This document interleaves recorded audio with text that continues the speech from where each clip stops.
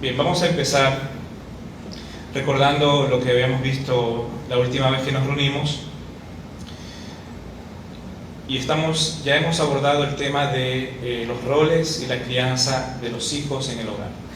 ¿Okay? Tenemos que entender, antes de pasar a lo que es la crianza, debemos entender que los hijos tienen también roles. Entonces la semana pasada habíamos puesto una base a esta enseñanza y dijimos al inicio que teníamos que dejar a un lado las filosofías mundanas, las filosofías de este mundo, porque es difícil obedecer a la palabra del Señor y al mismo tiempo simpatizar con las filosofías de este mundo, porque las filosofías de este mundo son contrarias a los mandatos claros de la palabra de Dios con respecto a la crianza de los hijos. Entonces tenemos que escoger a quién le vamos a hacer caso, al mundo o a la palabra del Señor, ¿no? Ese fue el primer desafío que yo les puse por delante. Y luego pusimos una base bíblica que es Efesios 6 del 1 al 4, porque ese es un punto excelente de partida para poder entender cómo debemos criar a nuestros hijos. Y ese pasaje lo vamos a repasar más adelante. También habíamos dicho que había diferentes tipos de padres con respecto a lo que es la disciplina y la amonestación del Señor, diferentes tipos de padres, y para que nosotros nos identifiquemos, el padre correcto y la madre correcta es el que disciplina físicamente y también amonesta bíblicamente a su hijo, le enseña la palabra de Dios por un lado, con amor, con ternura, con conocimiento, con sabiduría, pero también cuando es necesario aplica disciplina. Y luego ya empezamos a ver el primer rol de los hijos en el hogar, que es amar y seguir al Dios de sus padres hasta que su fe sea madura y personal. El primer rol de los hijos es que tienen que amar y seguir al Dios de sus padres. Es triste cómo vemos a veces en la sociedad gente que dice que no va a inyectar ninguna religión a sus hijos hasta que ellos sean capaces de decidir por sí mismos. ¿Saben cuándo va a ocurrir eso? Pues quizás nunca, ¿no? Quizás nunca. Porque si usted no le está inculcando la fe a su hijo, el mundo le está inculcando su filosofía pervertida y mundana. Entonces, o usted lo previene a su hijo bajo su cuidado, bajo su enseñanza, de que no acepte esas filosofías destructivas, o simplemente el mundo se lo va a comer vivo a su hijo.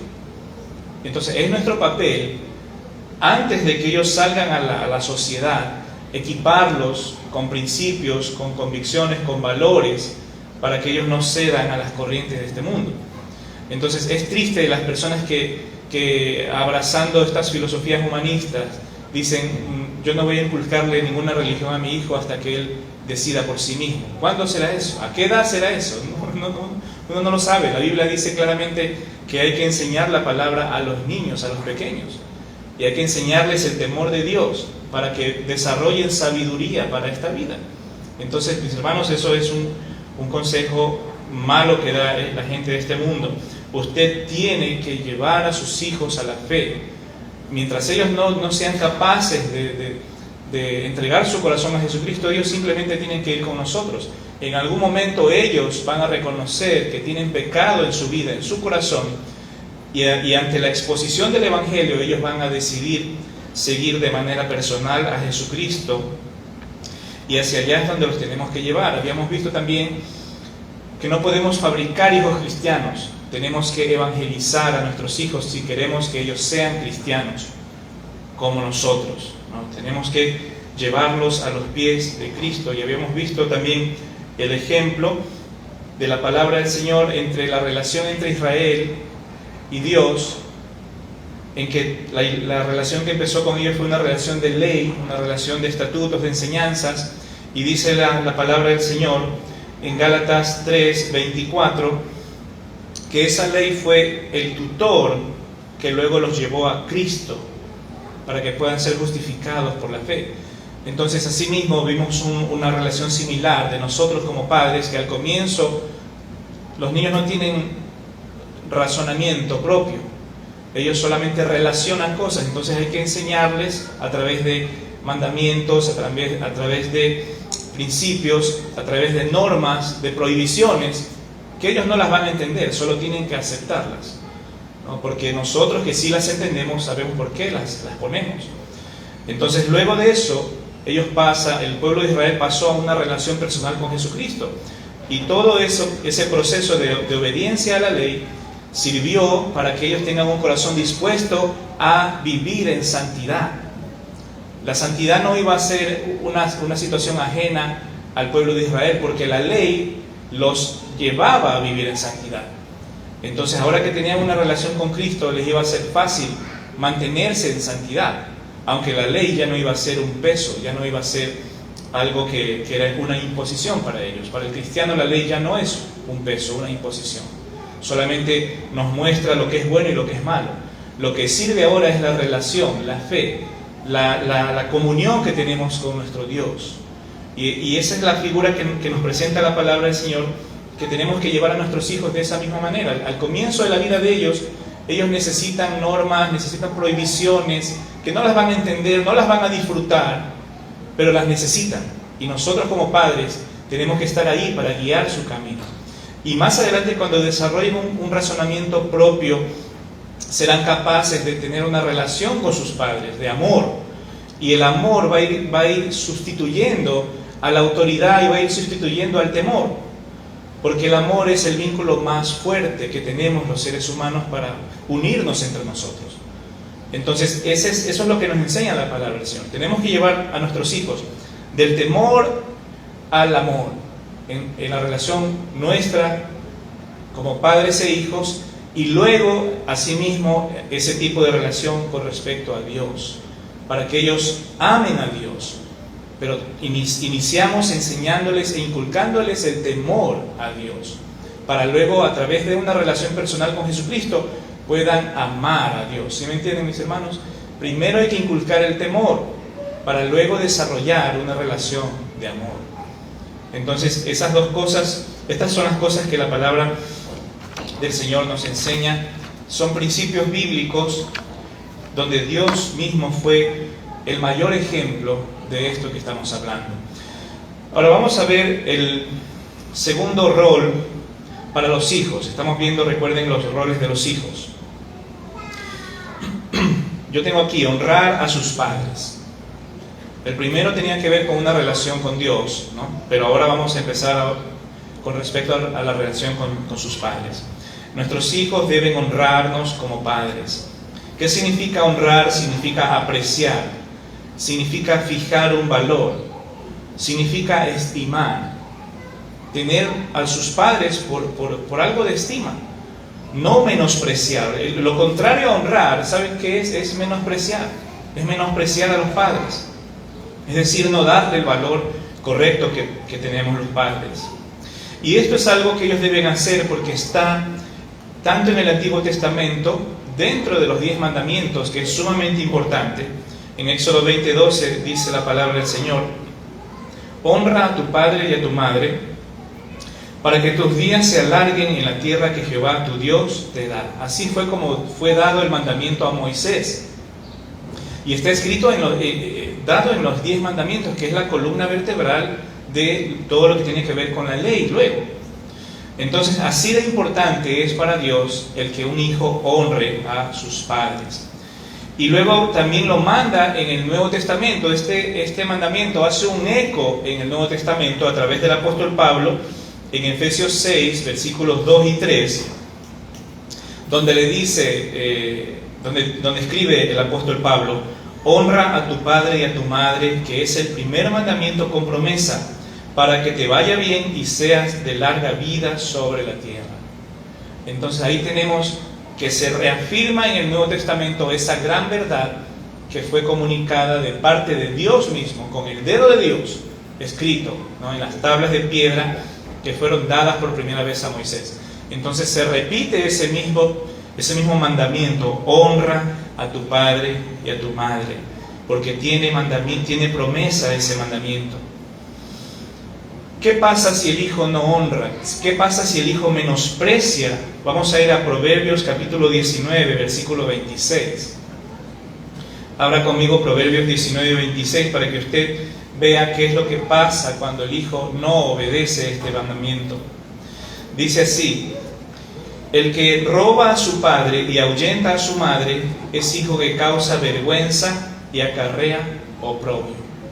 Ahí está el resultado de un hijo perdido, de un hijo que no tiene ningún tipo de estima por sus padres, no obedece, no honra, no se somete.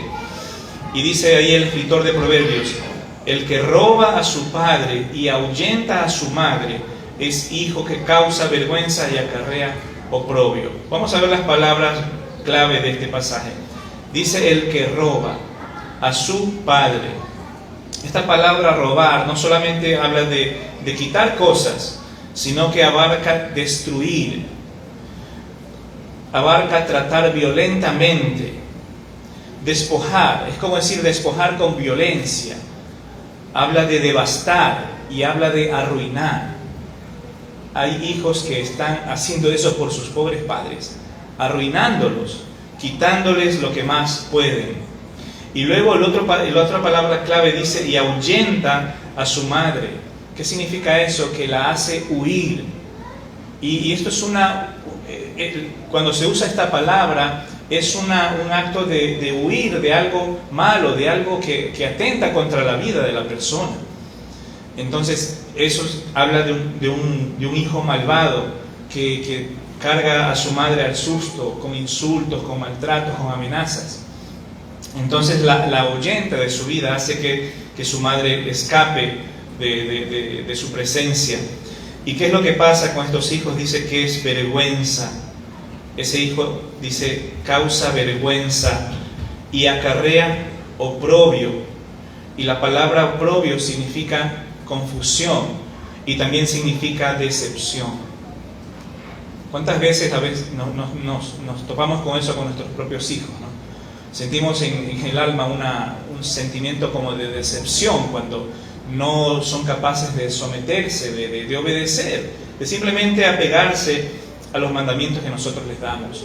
Y a veces nos hacen quedar en vergüenza, mis hermanos, también nuestros hijos. Entonces la Biblia dice claramente que para evitar eso tenemos que enseñar a nuestros hijos a que honren a sus padres, a que obedezcan a sus padres. El tercer rol que vamos a ver entonces es el de obedecer. Ya vimos honrar, ahora vamos a ver obedecer a sus padres. Obedecer, como vimos en la sesión anterior, mis hermanos, es prestar atención y escuchar. Eso implica obedecer, ¿no? Y hacer caso. Porque muchas veces la comunicación con nuestros hijos está interrumpida, porque están metidos en sus videojuegos, porque están metidos en sus cosas, y el papá le habla, la mamá le habla, y es como que le hablaron al aire, ¿no? Entonces, si usted quiere obediencia de sus hijos, usted tiene que corregir eso. Usted tiene que hacer que su hijo escuche, preste atención y haga caso. Eso es lo que abarca la palabra obediencia.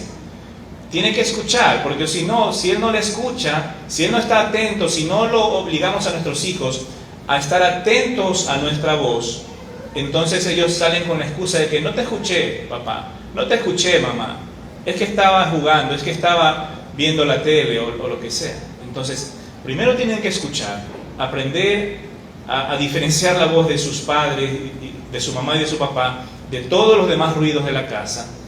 Luego, prestar atención. ¿Qué es lo que me está pidiendo mi papá, mi mamá? ¿Qué es lo que me está pidiendo?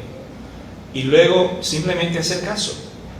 Levantarse y hacer lo que se le está pidiendo. Eso es obedecer. A veces es obedecer para que hagan algo, a veces es obedecer para que dejen de hacer algo necio, algo equivocado. Entonces la obediencia puede ser para hacer algo o para no hacer algún tipo de pecado, algún tipo de maldad. La palabra del Señor dice en Efesios 6:1: hijos, obedeced en el Señor a vuestros padres, porque esto es justo. Y la sesión pasada habíamos analizado este pasaje que dice que deben obedecer en el Señor. Esto significa dentro de la voluntad del Señor. Y luego dice también el versículo: porque esto es justo. Y justo significa correcto, aprobado por Dios. Eso es lo que Dios aprueba. Obediencia absoluta es lo que Dios aprueba. Y tenga cuidado, mi querido hermano, con recompensar la obediencia a medias. Porque obediencia a medias es como una verdad a medias. ¿Existen verdades a medias? No, si no es una verdad completa, no es verdad. Porque así es, la verdad no puede mezclarse con un poquito de mentira, porque si no deja de ser verdad. Entonces el mismo principio aplica con respecto a la obediencia. Si la obediencia es tardía, es decir, no es en el momento que papá y mamá lo pidió, entonces es una desobediencia. Porque el hijo va a hacerlo cuando él quiere, o en la forma que él quiere.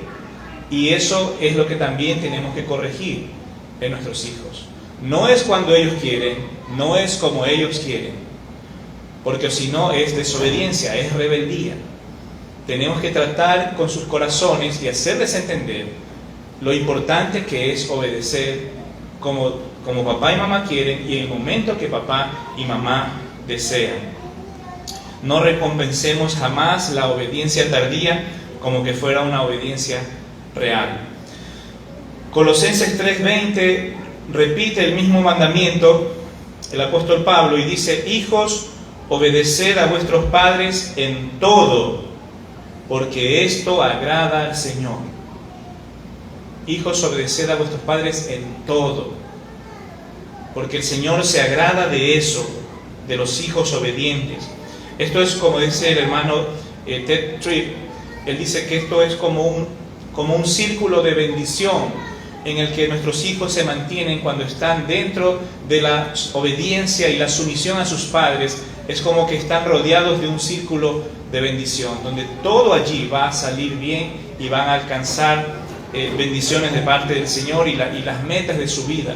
Pero cuando dejan de obedecer, se salen del círculo a vivir una vida fuera por su propia cuenta, y eso les acarrea condenación, fracaso, castigo. Entonces tenemos que de alguna manera hacerles entender a nuestros hijos que cuando están obedeciendo y sometidos a sus padres, están en un círculo de bendición.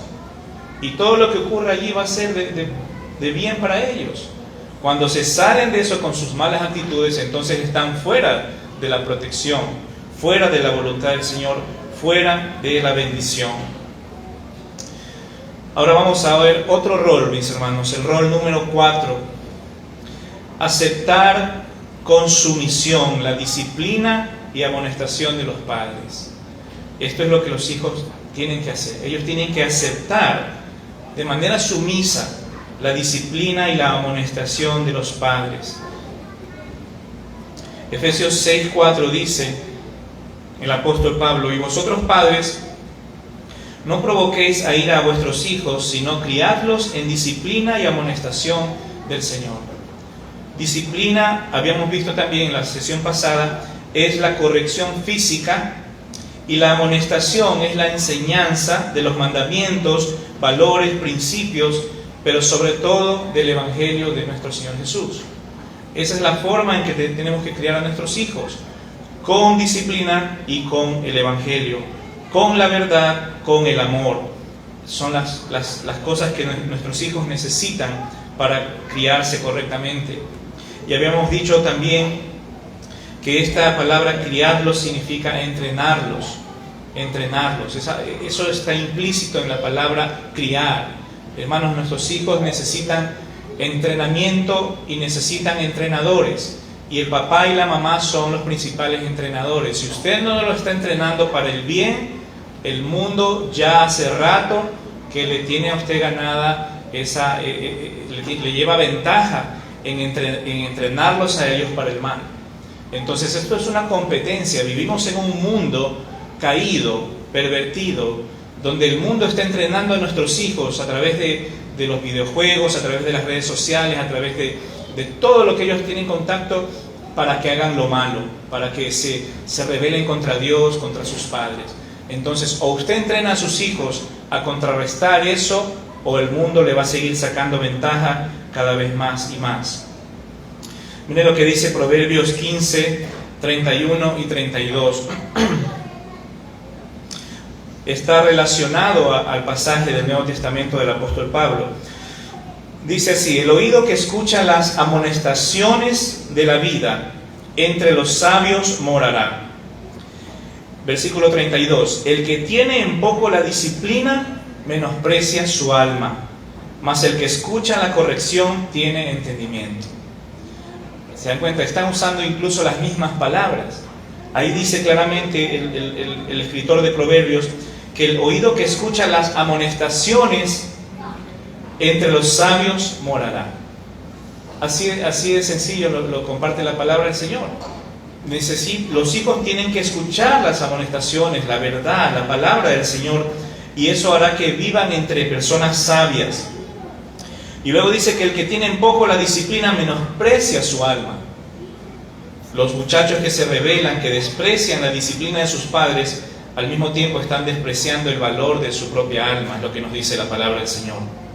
Los hijos, mis hermanos, deben comprender que están bajo el gobierno de sus padres. Esto quiere decir que ellos no pueden hacer lo que ellos quieren. Se les puede dar ciertas libertades para jugar, para expresarse, pero todo dentro de lo correcto, todo dentro de lo sano, todo dentro de lo que sea que honre a Dios y su palabra. Mira lo que dice 1 Timoteo 4:3. Dice que gobierne bien su casa, que tenga a sus hijos en sujeción con toda honestidad.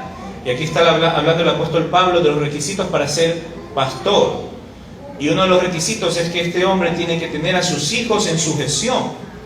Pero entendemos que esto no es solamente algo que debe darse en la iglesia, en la casa de los pastores, sino en la casa de todos nosotros. Nuestros hijos tienen que estar en sujeción. Así como se manda a que estemos sujetos al gobierno, así como se le manda a la esposa a estar sujeta a su marido, a los hijos se le manda a estar sujetos a sus padres, porque hay un orden, hay una jerarquía que tiene que ser respetada. Tristemente podemos ver en la palabra del Señor qué pasa cuando nosotros no llevamos a nuestros hijos a vivir bajo esa autoridad piadosa que nos manda la palabra del Señor. Vaya conmigo a Proverbios capítulo 30 y vamos a ver diferentes tipos de hijos que nos narra y nos describe la palabra del Señor en Proverbios. Proverbios 30 del 11 al 17.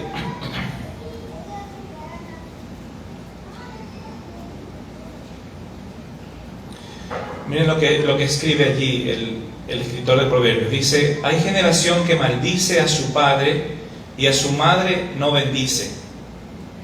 Hay generación limpia en su propia opinión, si bien no se ha limpiado de su inmundicia. Hay generación cuyos ojos son altivos y cuyos párpados están levantados en alto. Hay generación cuyos dientes son espadas y sus muelas cuchillos, para devorar a los pobres de la tierra y a los menesterosos de entre los hombres. La sanguijuela tiene 2 hijas que dicen: dame, dame. 3 cosas hay que nunca se sacian, aún la cuarta nunca dice basta: el Seol, la matriz estéril, la tierra que no se sacia de aguas y el fuego que jamás dice basta. El ojo que escarnece a su padre y menosprecia la enseñanza de su madre, la enseñanza de la madre, los cuervos de la cañada lo saquen y lo devoren los hijos del águila. Ahí tenemos una serie distinta de hijos que se crían, ¿no? Cuando dice hay generación se refiere a hijos. Hay hijos. Dice que hay hijos malvados que maldicen a su padre y le niegan una bendición a su madre. Hay hijos orgullosos, incapaces de recibir llamadas de atención, porque son tan orgullosos que no aceptan ni siquiera que sus padres les digan lo que tienen que hacer. También dice aquí el pasaje que hay hijos indolentes y crueles, que no son capaces de servir al prójimo y de compartir un poco con el necesitado. También dice este pasaje que hay hijos que lo único que saben es exprimir los recursos de sus padres. Por eso habla de la sanguijuela, ¿no? Que dice dame, dame. La sanguijuela es un parásito que una vez que se le pega a usted en el cuerpo, ¿qué es lo que empieza a hacer? Solo a chupar su sangre, y a chupar su sangre, y empieza a crecer ese animal a costilla de usted. Entonces la Biblia nos dice, no podemos criar ese tipo de hijos. Hijos sanguijuela, hijos parásitos, que no sean capaces de ser un aporte a la familia, a la comunidad.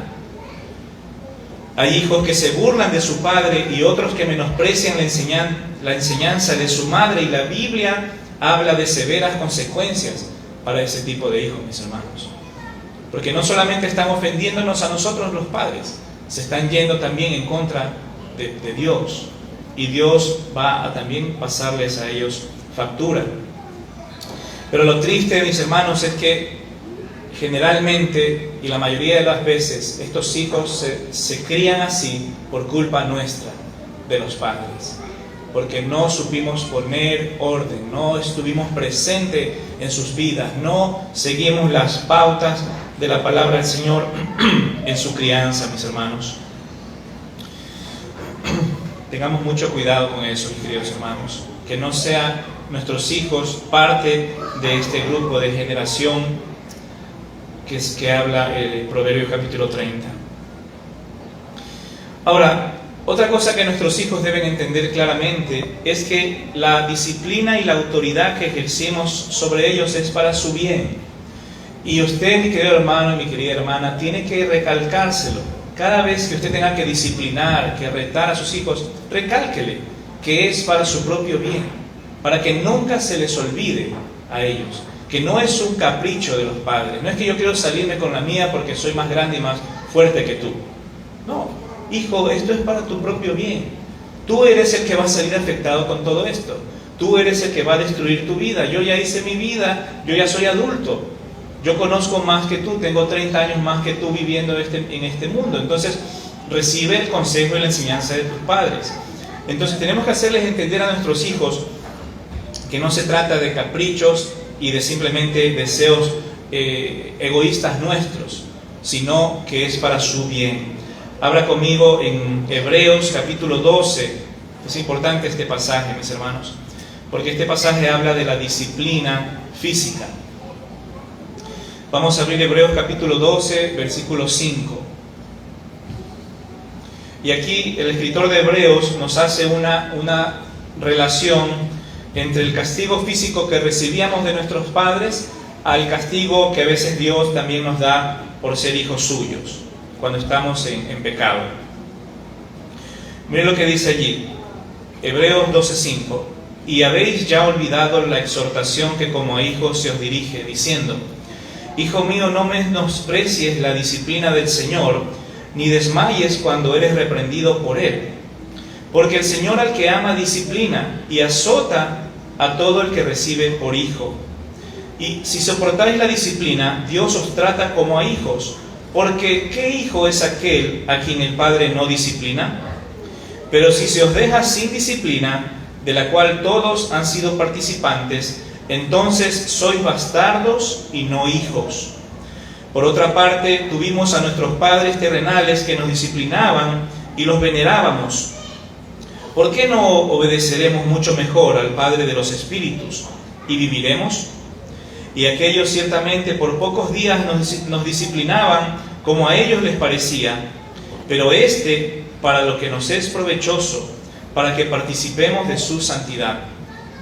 Es verdad que ninguna disciplina al presente parece ser causa de gozo, sino de tristeza, pero después da fruto apacible de justicia en los que en ella han sido ejercitados. Ahí tenemos un pasaje hermoso, mis hermanos, que nos explica claramente que la disciplina es azote. La disciplina física de la que habla la palabra del Señor es azote, ¿no? Aunque se paren de cabeza los psicólogos y el sistema en el que vivimos, la palabra de Dios habla de eso, de azotar a nuestros hijos cuando se portan mal, cuando están en rebeldía, porque eso es lo único que va a purificar sus corazones y va a sacar la necedad de sus corazones. Eso es un remedio santo para la malcriadez. Eso vale más que 3 psicólogos juntos.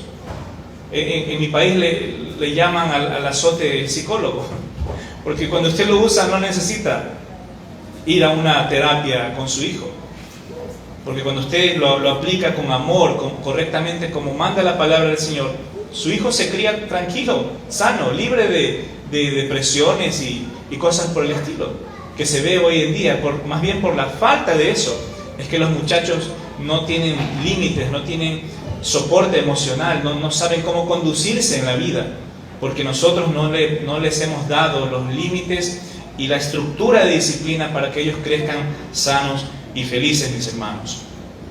Nuestros hijos deben entender que la disciplina es un acto de amor, pero para que ellos puedan entenderlo, usted tiene que disciplinar con amor. Usted tiene que evitar castigar a sus hijos cuando está bajo el efecto de la ira, bajo las emociones de la ira. Si usted está con mucho coraje, no lo discipline en ese momento. Deje que se le pase ese enojo para luego poder ser objetivo y justo con la disciplina. Y si usted disciplina a su hijo, usted tiene que decirle, lo hago porque te amo, ¿no? Y lo que tiene que pasar después de la disciplina es que el hijo y el padre, o el hijo y la madre, tienen que salir del lugar de la disciplina en una comunión. Tienen que terminar bien ese proceso de disciplina. Pero si usted solamente se deja llevar por su ira y le da con lo que tiene a la mano y donde le caiga, ¿eso es un acto de amor? No. Por eso la disciplina debe tener un proceso, debe tener un ritual, donde el hijo sepa, ok, ya me equivoqué, me toca, ¿no? mi sesión, mi terapia, y se le aplica la disciplina de la manera correcta, con amor, se le explica por qué se lo hace, uno está ahí presente con el hijo, ¿no?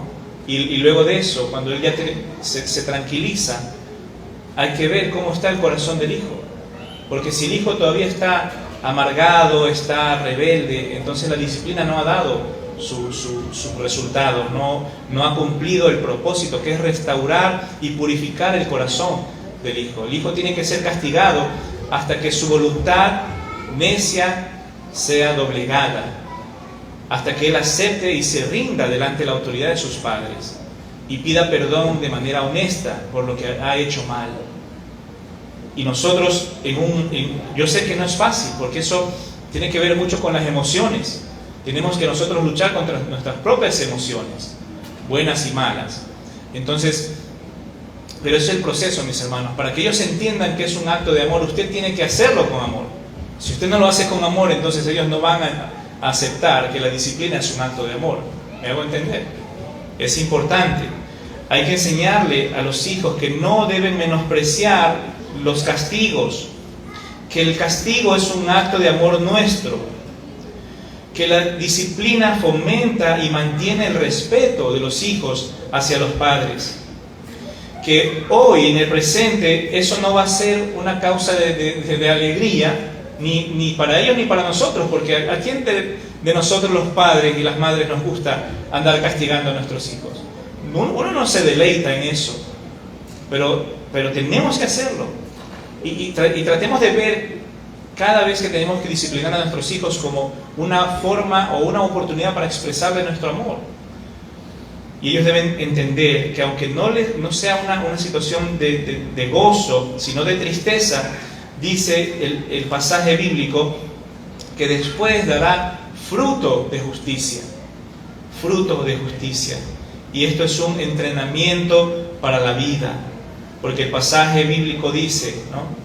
Dice allí, es verdad que ninguna disciplina al presente parece ser causa de gozo, sino de tristeza, pero después da fruto apacible de justicia a los que en ella han sido ejercitados.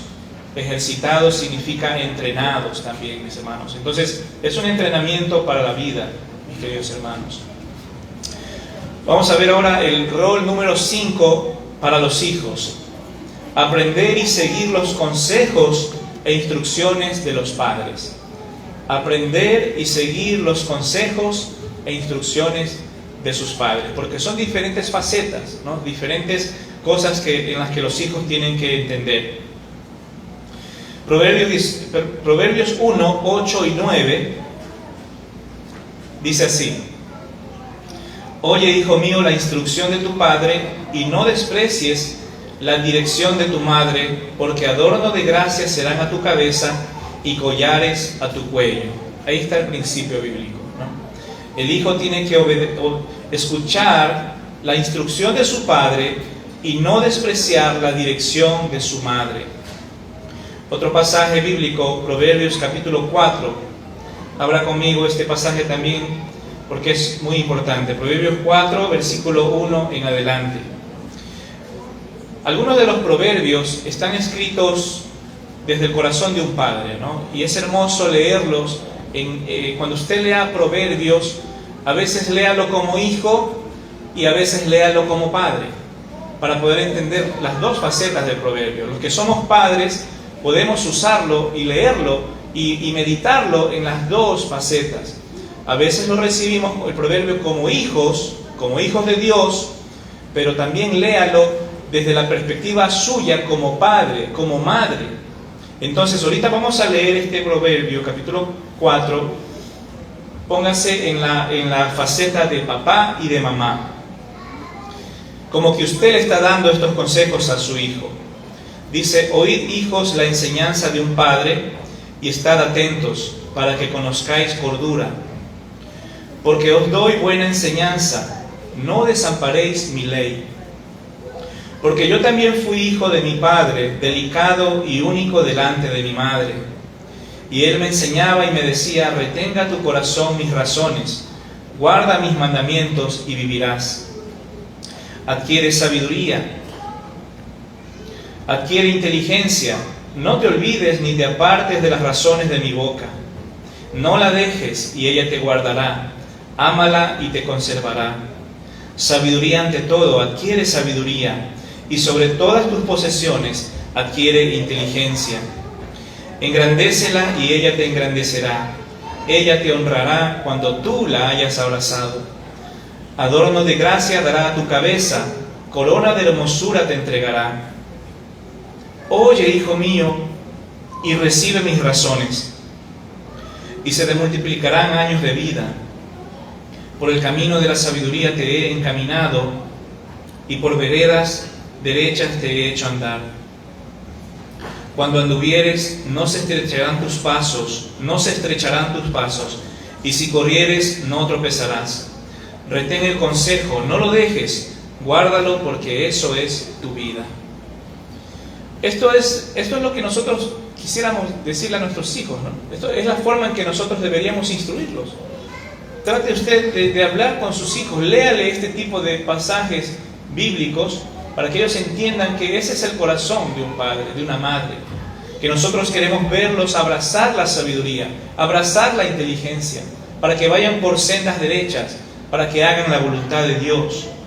Porque a través de eso dice aquí que se le multiplican los años de vida, porque van por los caminos de sabiduría y por las veredas derechas, mis hermanos.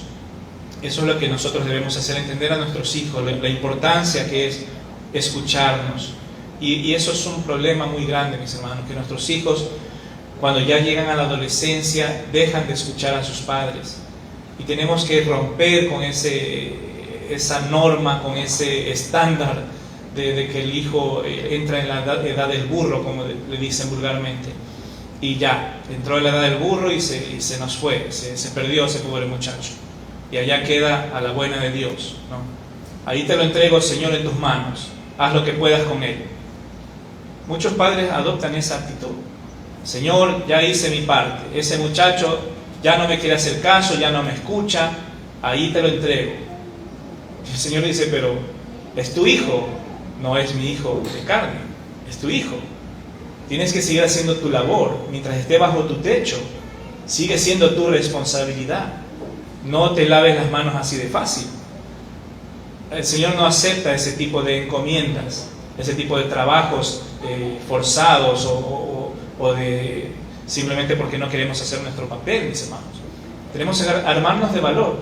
Tenemos un hijo rebelde en casa, un hijo que se quiere rebelar contra Dios, contra sus padres.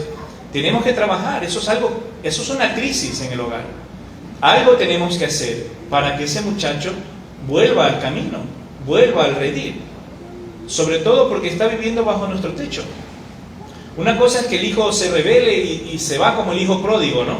Se va y hace su vida aparte, y uno ya, ahora sí, uno puede decir como padre: Señor, está en tus manos, yo ya no puedo seguirlo a donde él se fue. Cuídalo, Señor, perdónalo, tráelo al hogar, restaurado, transformado como el hijo pródigo.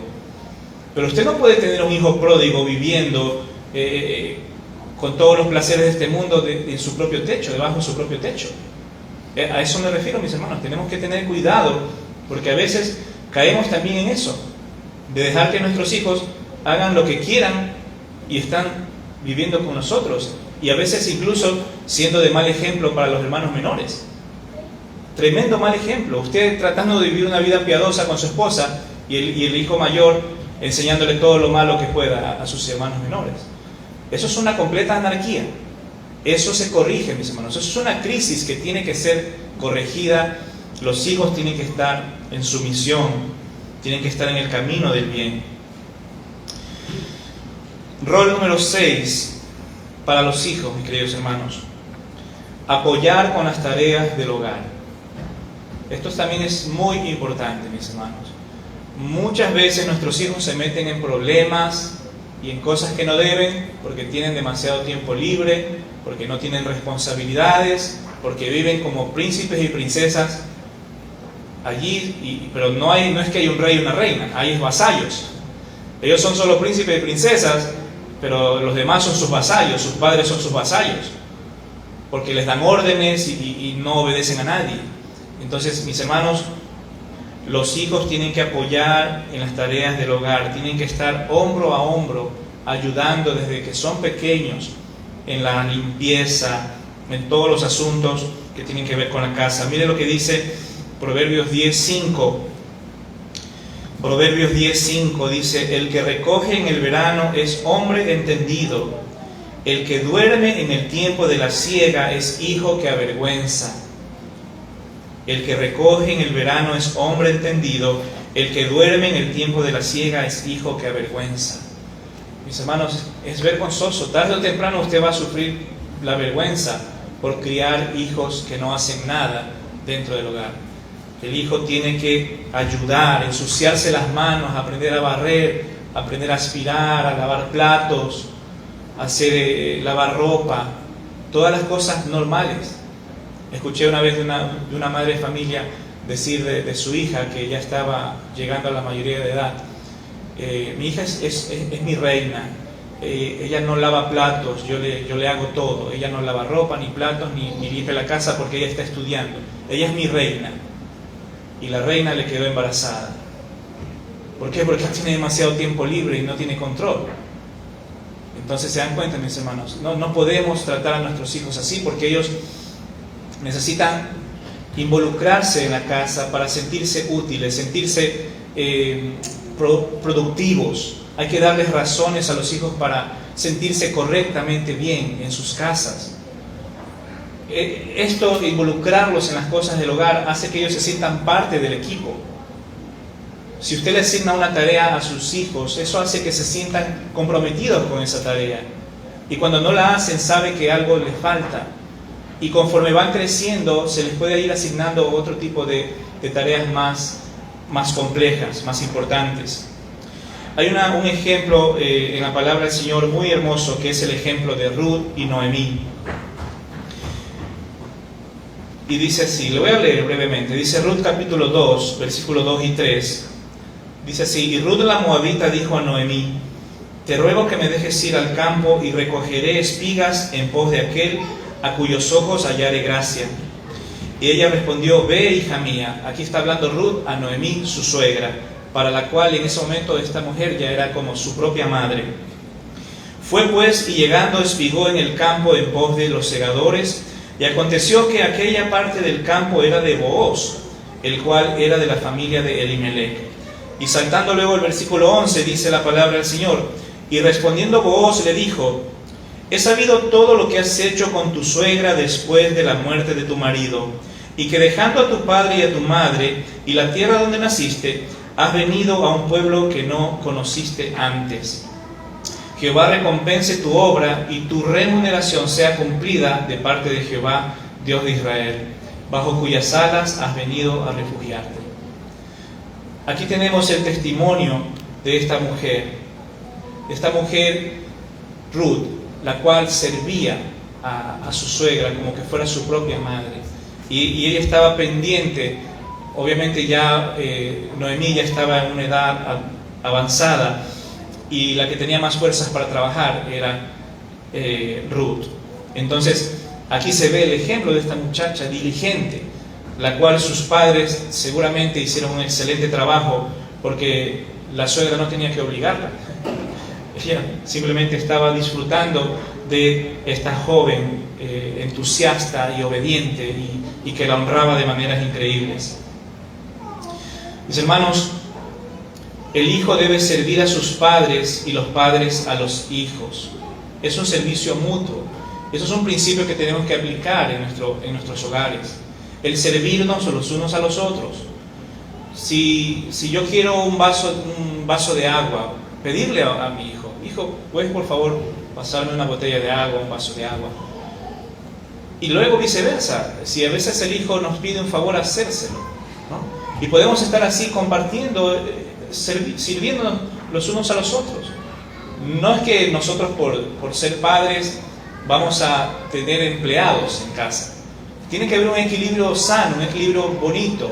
El sentido común tiene que estar presente en todo esto, ¿no? Les asignamos tareas, pero en el transcurso del día se presentan las oportunidades para servirnos los unos a los otros. Dice: espero en el Señor Jesús enviaros pronto a Timoteo, para que yo también esté de buen ánimo al saber de vuestro estado. Pues a ninguno tengo del mismo ánimo y que tan sinceramente se interese por vosotros, porque todos buscan lo suyo propio, no lo que es de Cristo Jesús. Pero ya conocéis los méritos de Él, que como hijo a padre ha servido conmigo en el Evangelio. Aquí está el apóstol Pablo hablando de su discípulo Timoteo. Y él dice que le está enviando a este joven porque a nadie tiene de ese mismo ánimo. Nadie tenía ese ánimo de servir. Dice que él se interesaba sinceramente por las personas, porque los demás estaban buscando lo suyo propio. Y dice que si Timoteo, dice, como a hijo a padre, ha servido conmigo en el Evangelio. Ahí tenemos un ejemplo de este joven Timoteo. Sabemos que él fue hijo de una madre y una abuela cristiana. Entonces, estas mujeres le enseñaron el principio del servicio. Y el apóstol Pablo estaba disfrutando del beneficio de este joven que había sido correctamente criado por una madre piadosa y una abuela piadosa. Porque este muchacho estaba, dice, sirviendo al apóstol Pablo como que fuera su propio padre. Seguramente ya el apóstol Pablo, un hombre avanzado en años, necesitaba la fuerza, necesitaba que el más joven cargue, ¿no? los pesos más pesados. Entonces, ese es el servicio, es ponerse a disposición de la otra persona. Y tenemos que procurar que nuestros hijos tengan esta actitud, mis hermanos. Y tenemos que desde pequeños enseñarles a ensuciarse las manos, a perder el asco, de que no, qué asco, yo que voy a limpiar eso, no, yo qué asco, yo no, o no, esto está muy pesado. No, tenemos que hacerlos varoncitos y mujercitas que sean capaces de ensuciarse las manos, de poner el hombro cuando hace falta. No se deje convencer por sus sentimientos de que es mi príncipe, es mi princesa. No, ese muchacho con ese pensamiento usted le está dando una mala formación.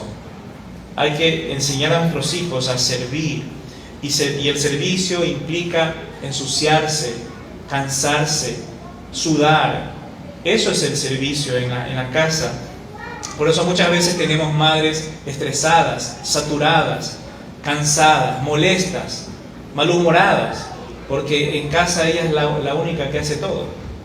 Y los demás, tiene 5 hijos y ni uno es capaz de agarrar la escoba para ayudarle un poquito a su madre. Entonces, por eso, mis hermanos, a veces los culpables somos nosotros mismos, porque no les enseñamos a nuestros hijos a ser serviciales. dice que ellos crecen, y otro de los errores de este tipo de actitud es que ellos crecen pensando que el mundo está a su servicio. ¿Por qué? Porque en casa todo el mundo estaba sirviéndoles, pues, ¿no? Ellos tenían a todo el mundo a su servicio. Y cuando ellos se casan, ¿qué pasa? Llevan esa misma actitud a sus propios matrimonios. Y el esposo está esperando que la esposa le sirva, y la esposa está esperando que el esposo le sirva. Entonces ninguno de los dos mete mano en nada. Por eso llegamos ahora al rol número 7, donde dice que cuando los hijos llegan a la edad adecuada, no deben ser una carga para sus padres, sino un aporte. Y eso es importantísimo también, mis hermanos. Los hijos de 1 a 7, dicen los consejeros bíblicos, es la edad crítica en la que nosotros le hacemos casi todo. Pero de 7 a 14, esos muchachos ya deben hacerse todo por sí mismos. Bañarse, comer, hacer sus tareas, su cama, ayudar en la limpieza. Y de los 14 en adelante, esos muchachos ya deben ser un aporte, un activo para la familia. Ellos ya deben estar aportando con algo a sus hogares. Quizás no trabajando, pero sí ya siendo, no siendo una carga para la familia. Y dice aquí, les voy a leer un pasaje bíblico, en Proverbios 6, del 6 al 11, dice el escritor de Proverbios: ve a la hormiga, oh perezoso, es decir, mira a la hormiga, mira sus caminos y sé sabio, la cual, no teniendo capitán ni gobernador ni señor, prepara en el verano su comida y recoge en el tiempo de la siega su mantenimiento. Perezoso, ¿hasta cuándo has de dormir? ¿Cuándo te levantarás de tu sueño? Un poco de sueño, un poco de dormitar y cruzar por un poco las manos para reposo. Así vendrá tu necesidad como caminante y tu pobreza como hombre armado. Este es un tremendo pasaje para hablarle a nuestros hijos, díganme. Proverbios 6, del 6 al 11. Este es un pasaje excelente para hablarles de lo importante que es ser proactivos, de lo importante que es ser trabajadores, de no estar solamente con la pereza todo el día. Y aquí ya viene la exhortación, dice: perezoso, ¿hasta cuándo has de dormir? Yo recuerdo que todos pasamos por esa etapa, mis hermanos. Yo recuerdo claramente que cuando yo estaba entrando en la adolescencia me entraba un sueño tremendo, que yo quería dormir todo el día. Y bueno, parte de eso también era el problema, que yo trasnochaba. Yo me quedaba con mi hermano tocando guitarra, él en su cama, yo en la mía, y nos daban a las 2, 3 de la mañana tocando guitarra, con las luces apagadas. Al día siguiente, pues ninguno de los dos nos queríamos levantar. Entonces, esas son cosas que hay que corregir. Entonces, yo sé, los adolescentes pasan por una etapa de crecimiento en la que les da por dormir mucho. Pero muchas veces eso tiene que ver porque nosotros como padres los dejamos dormir tarde. Entonces tenemos que ayudarles a ellos, mis hermanos, a poner sus vidas en orden. Tener un horario correcto para comer, un horario correcto para dormir, para que después no estén pagando las consecuencias al día siguiente. Que quieren dormir. A mí me daba las 12, 1 de la tarde y yo seguía, me levantaba era almorzar. Yo no desayunaba a cierta edad en mi casa. Cuando yo me levantaba ya estaba todo el mundo almorzando. ¿Pero por qué pasaba eso? Porque mi mamá estaba en su trabajo todo el día y mi papá quién sabe dónde. Entonces yo no tenía un padre o una madre que esté allí diciéndome lo que tenía que hacer. Entonces yo estoy contando mi experiencia como hijo para que entendamos que si los padres no están allí, pues el hijo va a hacer lo que quiere y va a trastornar completamente toda su vida, su crecimiento y las cosas que tiene que hacer, mis hermanos. Una vez más, les cito Proverbios 10:5, dice: el que recoge en el verano es hombre entendido, el que duerme en el tiempo de la siega es hijo que avergüenza. El hijo tiene que ser un aporte al hogar, mis hermanos. Tenemos que preparar a nuestros hijos de alguna manera para que ellos puedan empezar a hacer un aporte al hogar. Por ejemplo, Una de las cosas buenas es que aquí en esta ciudad hay ciertos trabajos que aceptan a los muchachos desde los 17 años, desde los 16 años. Entonces, si uno ya ha sembrado en ese muchacho confianza, madurez, uno puede ya entregarlos a esas empresas para que empiecen a producir algo de dinero para ellos mismos y quizás un poco también para el hogar. Entonces no tengan miedo a eso, de que, ay no, es que mi chiquito me lo van a pervertir, me lo van a dañar en el trabajo. No, si usted tiene confianza en el lugar donde lo va a dejar a trabajar, deje que ese muchacho y esa muchacha empiece a experimentar lo que es ser una persona productiva. Y eso va a hacer que ellos se sientan útiles y les va a ayudar para tener su dinerito para cubrir sus gastos, sus cositas que se quieren comprar. Y empiezan a tener experiencia laboral, empiezan a tener contacto con gente adulta, empiezan a seguir órdenes que no solamente vienen de papá y mamá, y entienden que ese mismo marco de autoridad que se ve en el hogar ahora lo están viendo en el trabajo, porque la vida es estar dentro de un marco de autoridad. Entonces ahora ellos entienden que el mundo es así, no solamente que papá y mamá eran estrictos, en los trabajos los van a tratar peor de lo que nosotros los hemos tratado. Entonces tenemos que ayudarlos a entender cómo es el mundo, cómo funciona el mundo. Entonces no tengan miedo de mandar a sus hijos a trabajar temprano, para que así empiecen a desarrollar responsabilidad, habilidades que ni ellos mismos sabían que tenían. Y eso les da una autoridad, les da una autoconfianza para desarrollar mejores proyectos en su vida y empiezan a sentirse incluso motivados a estudiar. Porque ellos saben que si no estudian se van a quedar de lavaplatos, y si estudian un poco pueden llegar a ser los gerentes del lugar donde están trabajando. O sea, son solamente ejemplos, les doy, mis hermanos. No todos los casos van a ser iguales, pero les comparto esto para que tengan en mente que se puede sacar a los hijos de esa pasividad, de esa adolescencia improductiva en la que muchas veces los tenemos. Tenemos las herramientas nosotros, tenemos el sentido común, tenemos la inteligencia, pero sobre todo tenemos la sabiduría de Dios para guiarlos en esos caminos. Amén. Amén, mis hermanos. Ahí nomás nos vamos a quedar. La semana que viene seguiremos viendo más roles. ¿Ok? Vamos a orar. Padre, te damos gracias, Señor, por este tiempo hermoso de poder compartir tu palabra. Guíanos a hacer tu voluntad, Señor. Te lo rogamos en el nombre de Jesús. Amén.